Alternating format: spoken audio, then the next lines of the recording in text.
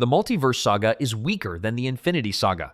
This shouldn't be controversial, but it is. The Multiverse Saga has lower box office numbers, worse critical reception, and a complete lack of narrative cohesion compared to the Infinity Saga. The numbers don't lie. Phase 1 through 3 averaged over $800 million per film. Phase 4 and 5, barely $600 million.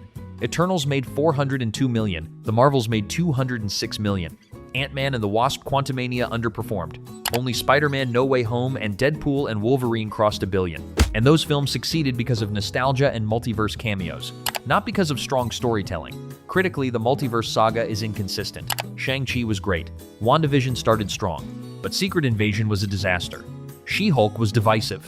Eternals has a 47% Rotten Tomatoes score. The Infinity Saga had a plan. Introduce heroes in Phase 1. Build the team in Phase 2. Escalate the threat in Phase 3. Every movie felt connected. Even the weaker entries like Thor: The Dark World contributed to the larger story. The Multiverse Saga?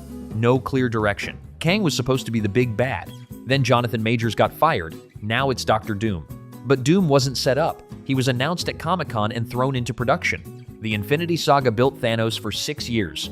Doomsday is giving us Doom with less than 2 years of setup. That's a problem. Marvel has a villain problem, and it's getting worse. The MCU kills its villains, always has, and it's hurting the franchise. Think about it. How many MCU villains are memorable? Thanos, Loki, Killmonger, Vulture, maybe Hela. That's it.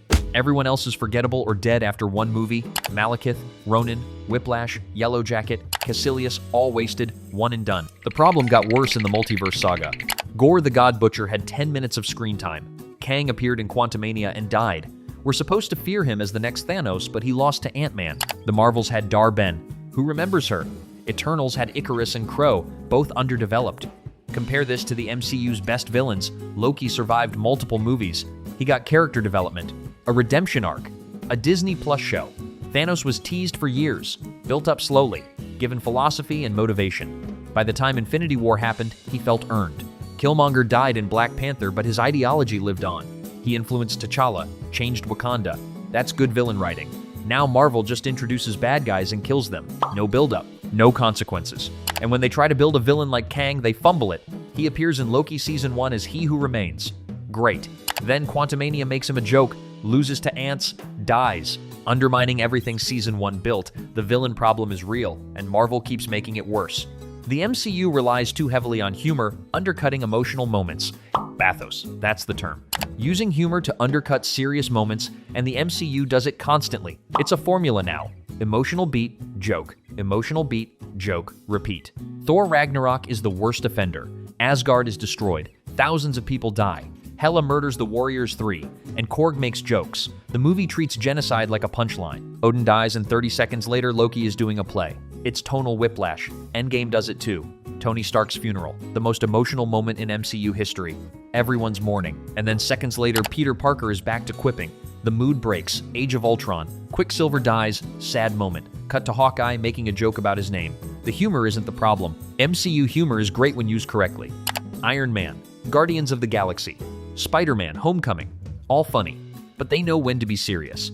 The airport fight in Civil War had jokes, but it also had weight.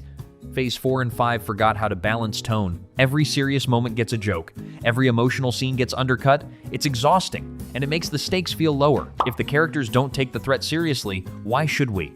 Not every character deserves a solo project. Marvel announced Echo, Agatha All Along, Wonder Man, Ironheart. And fans asked, who wanted this? The answer is almost no one.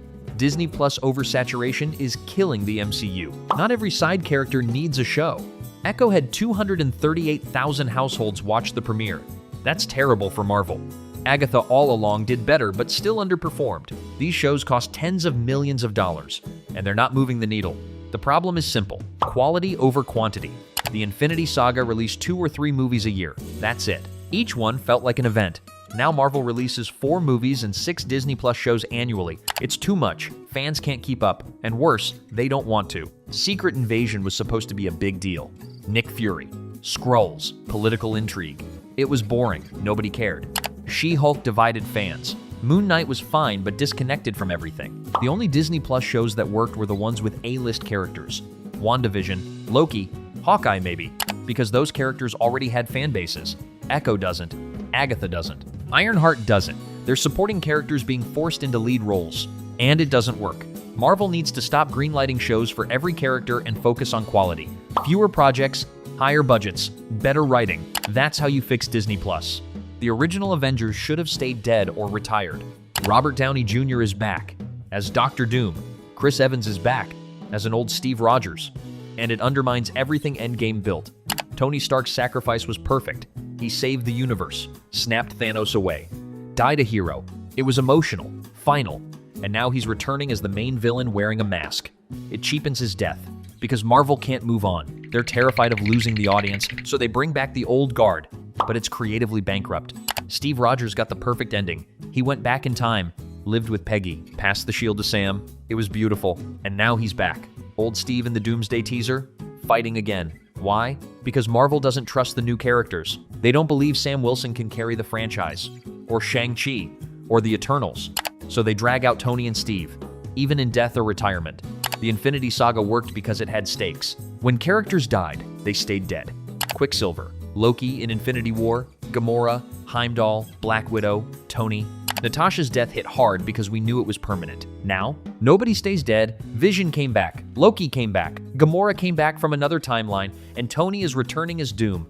It's resurrection fatigue. The MCU needs to let go of the past. Build new heroes, new stories, new legacies. Stop clinging to Downey and Evans because you're afraid audiences won't show up without them. Marvel's CGI quality has noticeably declined.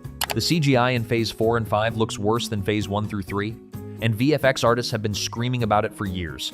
She-Hulk looked unfinished. Quantumania's environments looked like a video game. Thor: Love and Thunder had entire scenes that looked cheap. Why? Because Marvel is overworking VFX studios. Unrealistic deadlines, constant revisions, last-minute changes. Artists are burning out. In 2022, multiple VFX workers spoke out. They said Marvel gives them impossible schedules. Scripts aren't locked, designs change mid-production, and they're expected to deliver movie-quality effects in television timelines. The results speak for themselves. Compare Iron Man's suit in 2008 to She-Hulk in 2022. Iron Man looks real. Practical elements mixed with CGI. She-Hulk looks like a cartoon. Compare the Battle of New York in Avengers 2012 to the Quantum Realm in Quantumania. Avengers used real explosions and stunts. Quantumania is 90% green screen. It's noticeable. Compare Thanos in Infinity War to MODOK in Quantumania. Thanos looks photorealistic. MODOK looks like a meme. Marvel's excuse is they're making more content, but that's not an excuse. It's the problem. Slow down. Give VFX teams time. Stop changing scripts during post-production. The declining CGI quality is hurting the brand, and fans notice. The Disney Plus shows hurt the MCU more than they helped. Disney Plus was supposed to expand the MCU, give characters more development, tell stories that couldn't fit in 2-hour movies.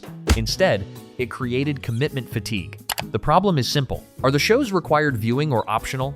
Marvel says required. You need to watch WandaVision to understand Multiverse of Madness. You need Loki to understand Quantumania. You need Secret Invasion to understand. Actually, nobody knows what Secret Invasion set up, but casual fans don't want homework. They want to watch movies, not 6-hour TV shows. And when the shows are bad, it's worse. Secret Invasion was terrible. Fans who watched it felt betrayed. Fans who skipped it were confused when Nick Fury showed up in the Marvels. She-Hulk was divisive. Half the fan base hated it, the other half defended it. But nobody thinks it's essential. Moon Knight was disconnected from everything. It had no impact on the larger MCU, so why make it? The shows also lower the stakes. Loki died in Infinity War, emotional moment. Then he got a TV show. Vision died in Infinity War, then he got a TV show. Wanda became a villain in Multiverse of Madness. Then she got a TV show announcement. Death means nothing. Consequences don't stick. Compare this to the Infinity Saga. No required TV shows. Everything you needed was in the movies. Agents of S.H.I.E.L.D. existed, but it was optional. You could skip it and understand the films perfectly. Now you can't, and it's pushing casual fans away. Phase 4 and 5 introduced too many characters too quickly. The Infinity Saga introduced heroes slowly. Iron Man in 2008, Hulk in 2008, Thor and Captain America in 2011, Black Widow and Hawkeye in 2012. It took 4 years to assemble the original 6 Avengers, and by the time they teamed up, we cared about them. Phase 4 introduced 20-plus new heroes in 2 years. Shang-Chi, the Eternals' entire team, Moon Knight, Miss Marvel, She-Hulk, Ironheart, Kate Bishop, Yelena, Echo, America Chavez. It's too many, and none of them have the development the original Avengers got. Eternals is the worst example. 10 new characters in 1 movie.